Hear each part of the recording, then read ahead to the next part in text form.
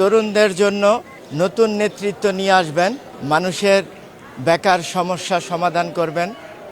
আমরা শহীদ প্রেসিডেন্ট জিয়াউর রহমানের রেখে যাওয়া বাংলাদেশটাকে দেখতে চাই বিশ্বের দরবারে।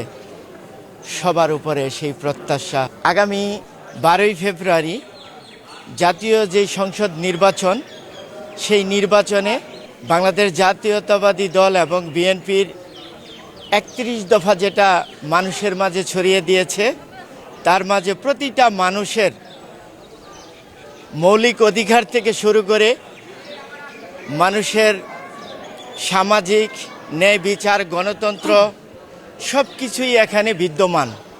আমরা আশা করি যদি বাংলাদেশ জাতীয়তাবাদী দল মানুষের ভোটে, জনগণের ভোটে নির্বাচিত হয়, জনাব তারেক রহমান যদি 31 দফাকে বাস্তবায়ন করেন, তাহলে আমরা দেখতে পারবো একটি সোনার বাংলাদেশ।